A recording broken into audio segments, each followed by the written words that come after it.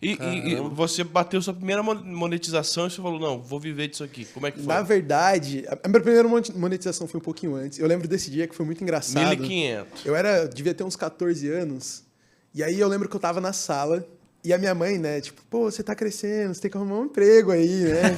Tem aquela pressão. Aí nessa hora chega uma carta com cheque do YouTube. Cheque, mano. Na época era cheque. Nossa. Nossa, me senti. Ganhei a Copa, entendeu? E foi engraçado Quantos que foi. anos atrás? Foi há uns.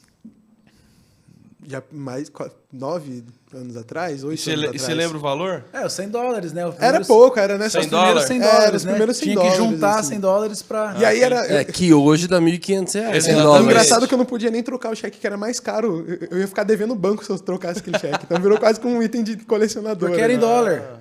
E aí foi engraçado que foi no mesmo momento. Eu terminei de conversar sobre emprego com a minha mãe, chega uma carta do YouTube com o meu primeiro pagamento. Mas eu decidi viver do YouTube depois. O que aconteceu? Eu entrei na faculdade, né? Eu sou formado, eu sou bacharel em ciência e tecnologia e sou formado em engenharia de computação. E eu entrei na faculdade e nesse primeiro ano eu trabalhava na produtora da igreja. Então trabalhava fazendo vídeo. E aí o YouTube me convidou para ir para o escritório. Foi a primeira vez que eu tinha falado no começo. Então eu fui junto com meu pai.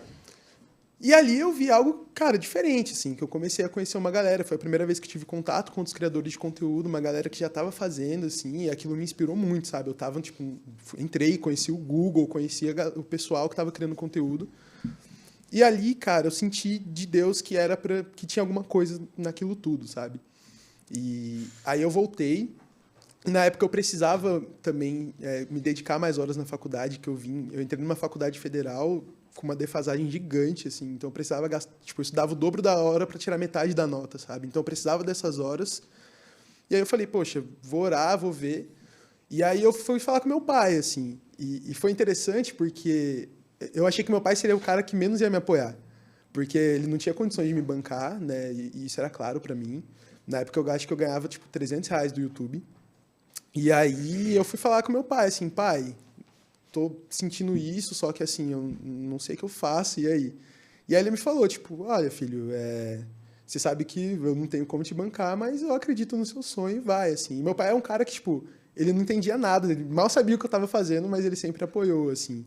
E aí foi quando eu decidi. Então, eu saí do meu emprego na igreja, eu comecei estagiando na igreja, depois fui efetivado, e aí depois de um ano eu saí para viver do YouTube. Então, desde 2015, né, 2016 até ano passado eu estava vivendo como criador de conteúdo, vivendo disso por todo o tempo, assim. E aí foi quando eu decidi mesmo criar, e naquela época eu estava com 30 mil inscritos e saí para 100 mil, então foi 70 mil inscritos em um ano, tipo, em um ano eu já estava ganhando mais do que somando o meu salário com o emprego que eu tinha, então Deus fez um negócio muito louco, assim, de aceleração mesmo. E foi fruto muito de ouvir e ter essa coragem de poder seguir o que ele queria, assim. Mas aí foi quando eu decidi mesmo, tá, vou viver disso e continuar. E como é que você se tornou um funcionário do Google, velho? Do YouTube? Isso aí também é uma história legal. Naquela época eu sempre quis trabalhar lá, né? E aí eu continuei seguindo minha trajetória. Você conheceu em Los Angeles, lá? A primeira vez foi em São Paulo. São Paulo. Com 17 anos. Na segunda, no outro ano, com 18, eu fui no Vale do Silício. Que pra mim foi, tipo... Cara, eu tá na Disney, né? Imagina alguém que ama tecnologia tá lá no Vale do Silício, onde tudo começou mesmo. Foi incrível. E aí eu comecei a fazer conteúdo, então esses anos todos estudando, né, tava fazendo faculdade e estudando, e aí eu precisava me formar. E eu sempre quis trabalhar e queria fazer estágio, né, no Google. Então eu apliquei a primeira vez e não tinha dado certo. E aí chegou no final da faculdade, eu estava tendo umas crises de ansiedade muito grande. Foram 3 meses que eu só conseguia chorar, assim, tipo, sério? Cara, eu cheguei no meu momento tipo de maior cansaço mental, porque pelo menos desde dos 16, 15 anos, eu, tipo, trabalhava, estudava e fazia curso técnico. Então, tipo, era agenda cheia e tal. E chegou um momento que meu corpo deu pane total. E eu falava, cara, eu preciso sair daqui. E aí eu fui falar com o meu pastor, porque eu não tinha passado, né? Eu precisava estagiar para me formar. E eu tinha passado numa multinacional para fazer um estágio. E aí eu, cara, já com o contrato na mão, falei com o meu pastor, ele falou, eu acho que... Cara, o que você acha de você ir pro college, que é a nossa escola ministerial? né? Uma escola ministerial que tem na igreja da cidade. E aí eu, cara, também já não estava muito sentindo paz de fazer estágio naquela empresa. Aí eu falei, beleza, vou orar e tal. Eu lembro que eu fui fazer a entrevista com o pastor Marcos, eu tava com o contrato na mochila, assim. Ele falou, cara, você passou, vem pra nossa escola ministerial, né? E lá era 1 ano. Então, fazer a escola ministerial significava automaticamente ficar 1 ano a mais na faculdade, né? E aí eu falei, beleza, então, Deus, eu senti, pô, acho que é de Deus isso pra mim, né? Meu pastor já me falou, então quem sou eu pra discordar? E aí eu fui lá e decidi deixar de estagiar nesse emprego que eu ia passar para fazer o college.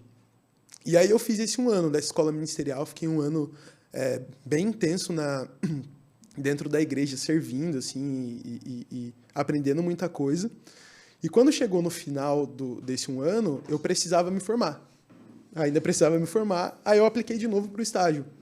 E aí foi passando uma fase, deu certo, passando a segunda, deu certo, né? Passou a terceira, eu já falei, Deus, você não quer me iludir não, né? Não é possível. E aí, com a graça de Deus, assim, deu certo e eu pude estagiar. E é muito doido como Deus faz, né, cara? Porque eu deixei de estagiar num lugar, né? E no final de tudo, Deus me colocou num lugar que eu sempre queria, assim, né? E no final desse 1 ano que eu fiz na nossa escola ministerial. E aí foi quando eu entrei. Eu passei 6 meses lá atuando dentro do Google, num time de insights de mercado. Então foi bem bacana. Mas o meu sonho top 1 sempre foi o YouTube. E aí terminou o estágio, assim que terminou, eu apliquei para uma vaga de lá. Foram, 5 entrevistas em inglês, assim. E, de repente, quando eu vi, tava lá, sabe? E foi um negócio muito de Deus, assim. Porque a vaga que eu tô, eu devia estar pelo menos 8 anos à frente no mercado, assim. Uau! Né? E era uma das profecias que o pastor Carlito Paizão, ele sempre falava que o college era, assim, uma aceleração de 10 anos em 1. Né? E depois eu fui ver, cara, o lugar que eu tô aqui demoraria pelo menos uns 10 anos para eu estar, sabe? Então, Deus foi conduzindo tudo, assim, né? Para que eu pudesse estar aqui agora, né? Falando isso. Então, é legal ver como, apesar da minha pouca idade, eu posso hoje olhar para trás e ver como os processos de Deus foram encaminhando para eu chegar aqui, né? E estar vivendo tudo isso que eu tô vivendo, assim.